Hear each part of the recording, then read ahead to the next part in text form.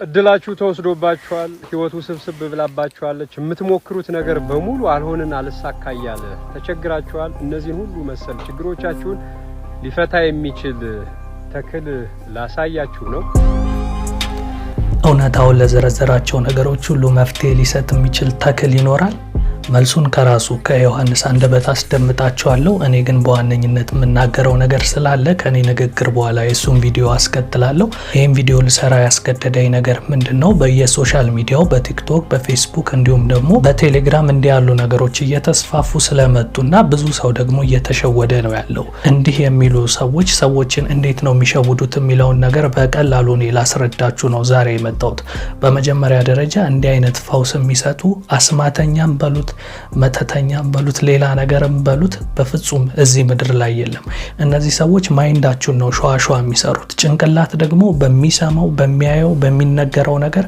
የሚረበሽና ይሄ ተረበሸ ማለት ደግሞ እኛ ጤና አጣን ማለት ስለሆነ እንደዚህ አይነት ሳይኮሎጂካል ጥበብ ነው እነሱ የሚጠቀሙትና ነገሩ ሲታይ እውነት ሊመስል ይችላልና አይታችሁ ከሆነ እንፈውሳለን ብለው የሚዘረዝሯቸው የበሽታ አይነቶች ከ10 ከ20 በላይ ናቸው ለምን ይመስላችኋል ያንን ሁሉ ዝርዝር የሚጽፉት ለምሳሌ የእንቅልፍ ችግር ላለበት ወይም ደግሞ ብዙ ጊዜ የሚሉት የድክመተ ወሲብ ምናምን ላለበት ቢሉ ሁለት ነገር ቢዘረዝሩ ብዙ ሰው ማግኘት አይችሉም ብዙ ደንበኛ ማግኘት አይችሉም ምክንያቱም አንዳንዱ ሰው የእንቅልፍ ችግር ላይኖርበት ይችላል ከስራ በኋላ ዋናው ወገቡን ማሳረፊያ ነገር ያገኝ እንጂ ተሸከማችሁት ሁሉ ብትሄዱ የማይነቃ ሰው አለ አንዴ ከተኛ በቃ እንደ ሬሳ የሚሆን ይወደቀበትን ማስተዋወሳል ስለዚህ ለሱ አይሰራም ማለት ነው ይሄ እንቅልፍ ምናምን የሚለው ሁለተኛ ደግሞ ይሄ ለድክመተ ወሲብ ምናምን ብለው ደግሞ የጻፉት ላይ ሲሆን ደግሞ አንዳንዱ ያለበት ችግር ምንድነው ሚስት የለውም ወይ ፍቅረኛ የለውም እንጂ እሷ ብትኖር ያረ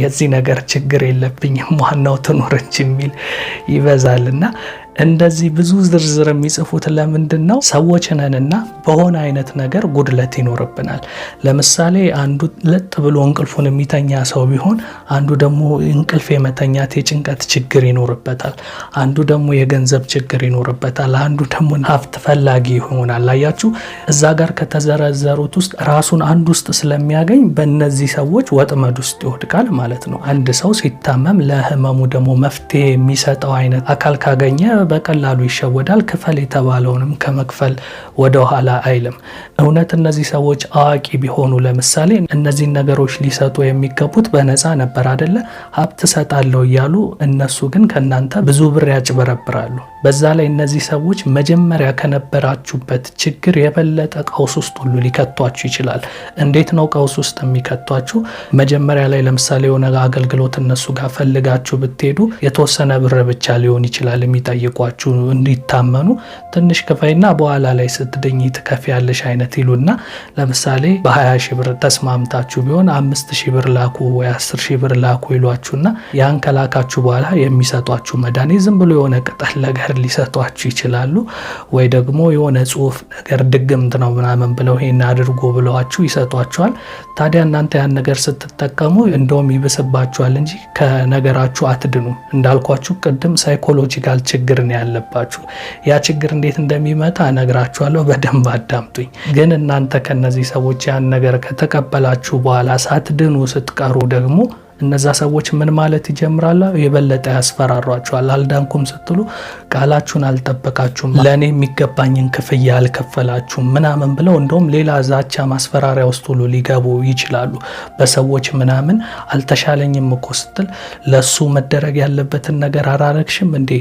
አዎ እንዴ መች ዳንኩና ነው ለምን ብዬ ነው ማረግልህ ተረተይ ያዋቂ ነው ብዙ ነገር ያመሰቃቀልብሻል ምናምን ተብሎ ሲነገር ያ የምትሰሟቸው መጥፎ ቃላት አይምሮአችሁ ውስጥ በፊት ከነበራችሁ ጭንቀት በላይ በጭንቀት ላይ ጭንቀት ይደራረብባችሁና በቃ የሌላችሁን ብር ኬትም ብላችሁ ለዛ ሰው ለመስጠት ትሞክራላችሁ ከዚህ ነገር ለመዳን ከዛ ያንን ያላችሁን ብር ደግሞ ስትሰጡ አሁንም አትድኑም እናንተ ግን ያጠራቀማችኋትም ብር ስለሆነ እዛ ጋር ሉዝ እያረጋችሁ ያላችሁት አሁን ደግሞ ፋይናንሻል ችግር ያጋጥማችሁና በፊት የእንቅልፍ መተኛቱ በሌላ ነገር የመጣ ሊሆን ይችላል ወይ ፍቅር አይዟችሁ ወይ የቤተሰብ ኬዝ ኖሮ ያን ነገር ለማስተካከል ስትሯሯጡ ጭንቀት ውስጥ ያላችሁ ሰዎች ልትሆኑ ትችላላችሁ። አሁን ደግሞ ያላችሁን ብር ደግሞ ስታጡ ሌላ ምስቅልቅል ውስጥ ትገባላችሁ። በአጠቃላይ እንዲህ የሚሏችሁ ሰዎች እናንተን ከማዳን ይልቅ በፊት ከነበረባችሁ ችግር በላይ ችግር ነው የሚፈጥሩባችሁ። እንዲህ ያሉ ችግሮች ሊታደሱ የሚችሉት በሳይንሱ በሳይኮሎጂስቶች በሳይካትሪስቶች ሲሆን በመንፈሳዊው ደግሞ በጸሎት ብቻ ነው። ታዲያ ጸሎት ደግሞ ምንም ገንዘብ የሚጠይቅ ነገር አይደለም። በያላችሁበት በቤተ መቅደስም ሊሆን ይችላል፣ ቤታችሁ ውስጥም ሊሆን ይችላል። ወደ ፈጣሪ ስትጸልዩ ፈጣሪ ከእናንተ ገንዘብ አይጠይቅም። ከልብ የጠየቃችሁትን ግን ሊያረግላችሁ ይችላልና ለሀብት አልጋ ላይ ሽንቱን ለሚሸና ህይወት ለተመሰቃቀለበት እድሉ ለተወሰደበት ለድክመተ ወሲብ ምናምን የሚሏችሁን ግን እንዳትሰሙ ነው የምላችሁ። እና ከነዚህ ከሚጠቀሟቸው ሜንታሊቲዎች ውስጥ አንዱ ለምሳሌ አንድ ሰው ብር አልበረከተልኝም ሊል ይችላል። በዚህ ዘመን የማንኛችን የገቢ ምንጭና የኢኮኖሚ ሁኔታ ተመጣጥኖ ነው ብር ሊበረከትላችሁ የሚችለው? ይህንን ነው ለራሳችሁ ልትጠይቁ የሚገባው። እናንተ የምታገኙት ገቢና የኑሮ ውድነቱ ካልተመጣጠነ በየትኛውም መንገድ ብር ሊበረክትላችሁ አይችልም። ስለዚህ ያ እድላችሁ ተወስዶ ሳይሆን ገቢያችሁና የኑሮ የኢኮኖሚ ውድነት አለመመጣጠን ነው ያንን የሚያመጣው። ስለዚህ ገንዘብ አልበረከተልኝም ምናምን ሳይሆን ቆም ብላችሁ ጭንቅላታችሁን ማሰራትና ሌላ የገቢ ምንጭ በምን አይነት መንገድ ላገኝ ይችላለሁ? ትምህርት ተምራችሁ ተጨማሪ ስራ መስራት ሊሆን ይችላል ወይ ከፍ ያለ ገቢ የሚያስገኝ ነገር ላይ ትኩረት ልታደርጉ ይገባል። ስለዚህ የችግሩ ዋነኛ መፍትሄ ምንድን ነው ማለት ነው? ገቢያችሁና ኢኮኖሚው ስላልተመጣጠነ ገቢያችሁን ማስፋት ነው። ስለዚህ ገቢያችሁን የሚያሰፋ ነገር ላይ ትኩረት ማድረግ ነው። ተቀጥራችሁ የምትሰሩ ከሆነ የራሳችሁን ስራ የምትጀምሩበትን ነገር ማመቻቸት። ስራ ማልቀቅም ካልፈለጋችሁ ደግሞ ፓርት ታይም ኦንላይን ላይ ልትሰሩት የምትችሉት ነገር ሊሆን ይችላል። በትርፍ ሰዓታችሁ የምትሰሩት ሊሆን ይችላል። በአጠቃላይ ገቢያችሁ የሚሰፋበት ነገር ላይ ነው ትኩረት ልታረጉ ይገባው። ስለዚህ ማይንዳችሁን ስታስተካክሉ ይሄ የሀብቱ ጉዳይ የእድል ተወሰደብኝ የምትሉት ነገር ይስተካከላል። ሌላኛው ደግሞ በጣም የሚበዘብዙበት ነገር ደግሞ እንትን የሚሉት ነገር ነው። ይሄ ድክመተ ወሲብ ምናምን ላለበት ምናምን ብለው እንግዲህ ጭራሽ ከባለቤቶቻቸው ጋር የበለጠ የሚያጣሏቸው ሰዎች አሉና እንዲህ አይነት ነገሮች የሚመጡት አሁንም ሁሉም ነገር እዚህ ጋር ነው ብያቸዋለሁ።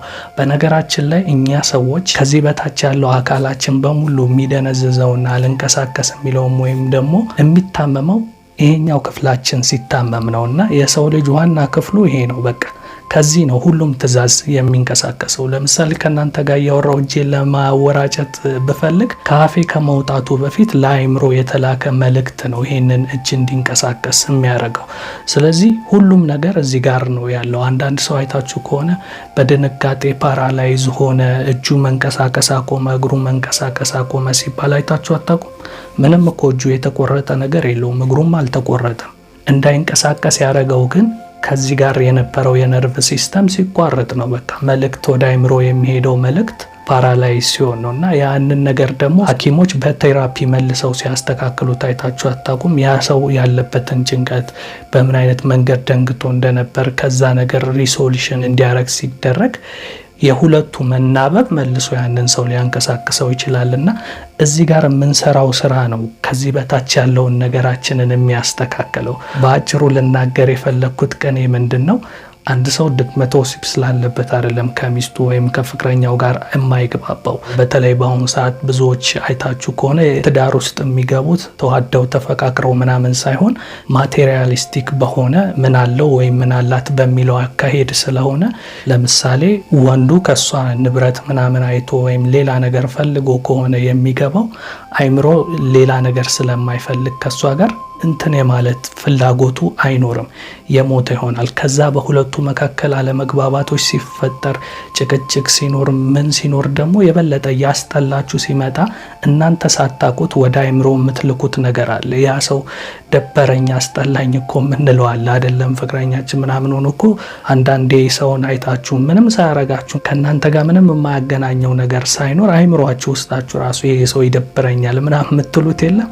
እንግዲህ ደግሞ ከእናንተ ጋር ያለው አካል ደግሞ ስትደባበሩ ሌላው አካላችሁ መታዘዙን ያቆማል። ይሄንን በሌላ አጭር ምሳሌ ስሰጣችሁ፣ ለምሳሌ እናንተ የማትወዱትን ምግብ የሆነ ሰው አስገድዷችሁ ብሉ ቢላችሁ አትበሉም።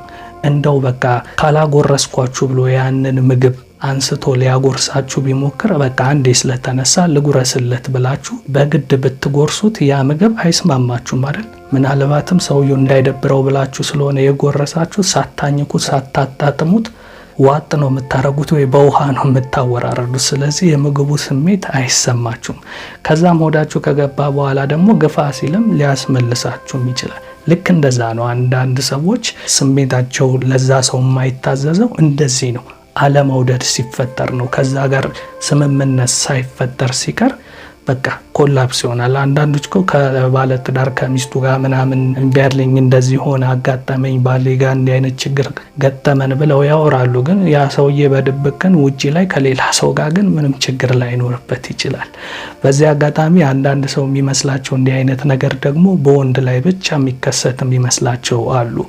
ሴቶቹም እንደ ወንዶቹ ምናልባት ስለማይታወቅ ይሆናል የወንድ ያው ተፈጥሯዊ ነገር ሆኖ በደግና ዝቅ የሚል ነገር ስላለው በቀላሉ ሊለይ ይችላል።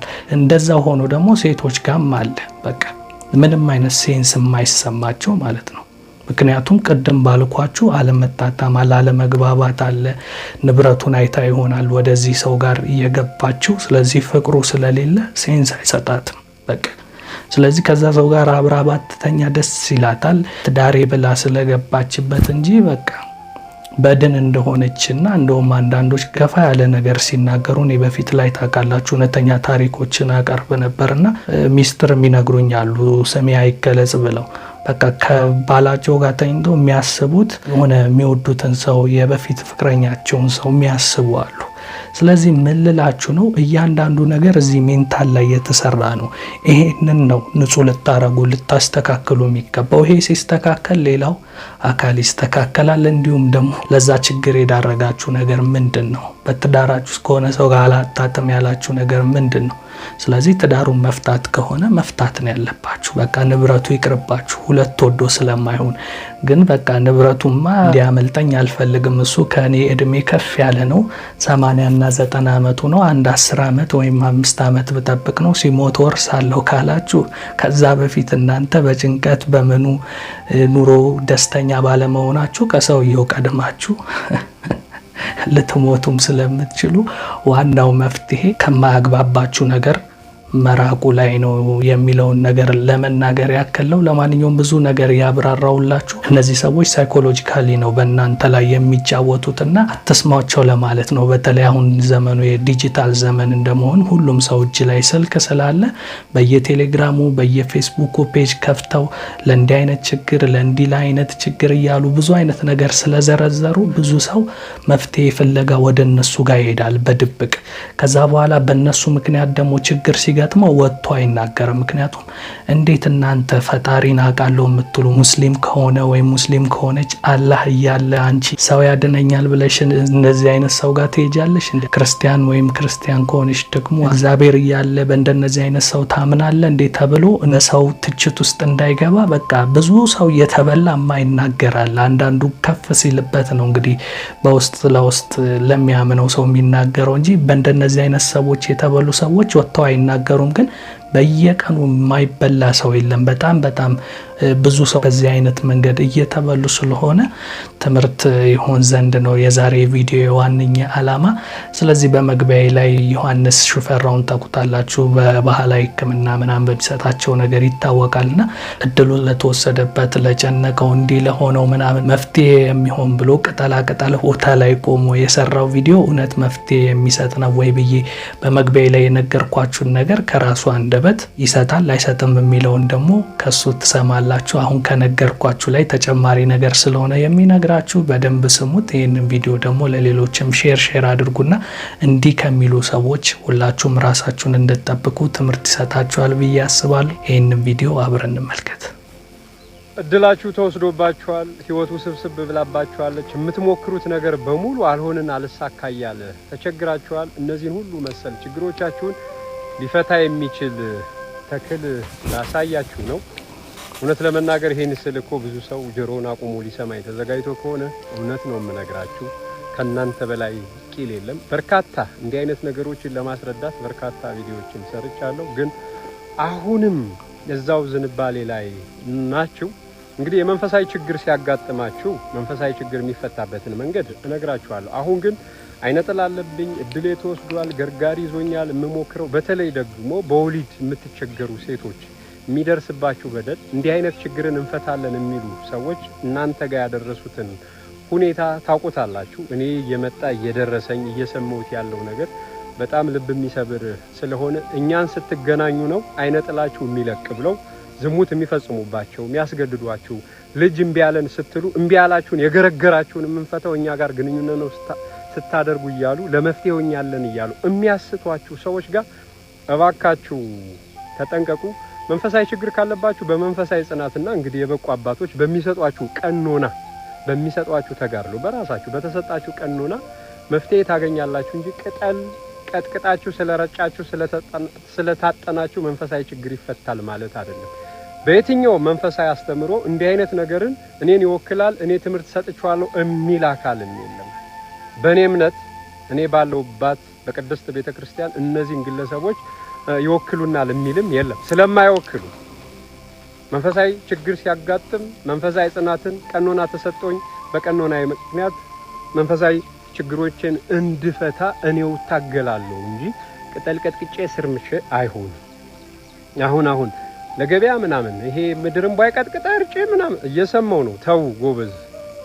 እንዲህ አይነት ነገሮች ደግሞ የደረሰባችሁ ሂዳችሁ መፍትሄ እናገኛለን ብላችሁ ሞክራችሁ እስኪ ስንቶቻችሁ ከህሊናችሁ ከራሳችሁ ጋር የተጣላችሁ?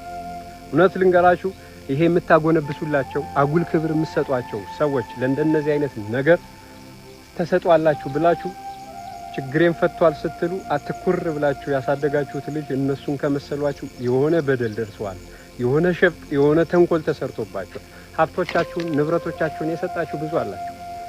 በመጥፎም በደስታም ጊዜ አብሯችሁ የኖረን ሰው እንዲህ አይነት መፍትሄ ይፈልጋችሁ ባሎቻችሁን የፈታችሁ ትኖራላችሁ፣ ሚስቶቻችሁን የፈታችሁ ትኖራላችሁ። ተጠንቀቁ። ቅጠል ተቀጥቅጦ ወይም ስር ተምሶ የሚለቃችሁ የሆነ አይነ ጥላ የሆነ መንፈስ የለም። መንፈሳዊ ተጋድሎ መንፈሳዊ ጽናትን ይፈልጋል። በበቁ አባቶች በሚሰጥ ቀኖና የያዞቻችሁ የነፍሳሏችሁ የንስሐ አባቶች አሏችሁ አይደል? በንስሐ አባቶቻችሁ በሚሰጥ ቀኖና ችግሮቻችሁን ፍቱ። የነሱም ማስተምሮት ልክ ካልሆነ ከወንጌል ውጭ ከሆነባቸው እነሱንም ራቁ። የቤተክርስቲያንን ሕግ ተጣርሶ የምታገኙት ነገር ከሆነ ቤተክርስቲያንን አይወክሉም ማለት ነው እነዚህ ሰዎች። ሌላም የእምነት ተቋማት ውስጥ የምትኖሩ ትኖራላችሁ። እኔ ያረግልሃለሁ፣ እኔ እድልን አቃናለሁ፣ እኔ ገቢ አስገኝልሃለሁ ካሏችሁ ብታደምጡ። በተለይ ደግሞ አሁን ሰሞኑን የምናየው ከስርዓተ ምግብ አንፃር የሚመጡ የጤና ችግሮች የሜታቦሊክ ሲንድረም የምንላቸው ስኳር፣ ግፊት ላይ ባካችሁ ጥንቃቄ አድርጉ። ክብደትን ቀንሳለን የምትሉ ሰዎችን ተጠንቀቁ። ዮሐንስ ጋር ስትመጡ ዮሐንስ ምክር ሰጥቶናል ብትሉ እነዚህ ነገሮች በግልጽ አደፋፋሪ እንዳልሆንኩ ሁሉ ስለተፈጥሮ ያለኝን ተጠቃሚነት በግልጽ ዮሐንስ ይናገራል። ማለት ተፈጥሮ በራሷ ሚዛን ተፈጥሮን ስታውቋት ስትረዷት ያላትን ስጦታዎች ታውቃላችሁና ትጠቀማላችሁ ማለት በዘርፉ ያሉ ሰዎችንም ልክ ናቸው ማለት አይደለም፣ ወይም በዘርፉ ያልሆኑ ሰዎችም ልክ አይደሉም ማለት አይደለም። ዕውቀት ሁሌም በሚዛናዊነት ነው። አንድ ሰው የሚናገረውን መዝኑ። አስቀድማችሁ ከመሞከራችሁ በፊት ከማረጋችሁ በፊት እዩት። ልቦናችሁ እውነት ካልሆነ ሲታይ ሲረጋገጥ እውነት ከሌለው ግን ተውት። የገበሬው ልጅ ዮሐንስ ሽፈረው ነኝ። ያው እመጣለሁ። እንግዲህ እንደሰማችሁት ነው። እኔ ከነገርኳችሁ በላይ ደግሞ ከሱ የሰማችሁት ተጨማሪ ነገር የበለጠ ትምህርት ይሰጣችኋል ብዬ አስባለሁ። በዛ ላይ ትንሽ ጫን ያለም ነገር ተናግሯል። ልጅ መውለድ የተቸገሩ ሰዎችን ከኛ ጋር አብራችሁ ብትዳሩ ወይም ግንኙነት ብታደርጉ መውለድ ትችላላችሁ እስከ ማለት ድረስ የሚደርሱ ሁሉ እንዳሉ ነው እንግዲህ ዮሐንስ እየተናገረ ያለውና ይሄ ደግሞ ትንሽ አንድ እርምጃ ከፍ ያለ ስለሆነ ትልቅ ጥንቃቄ ማድረግ ያስፈልጋል ብዬ ነው። እንደነገርኳችሁ ይሄ ቪዲዮ በዋነኝነት የሰራውበት ምክንያት ምንድነው?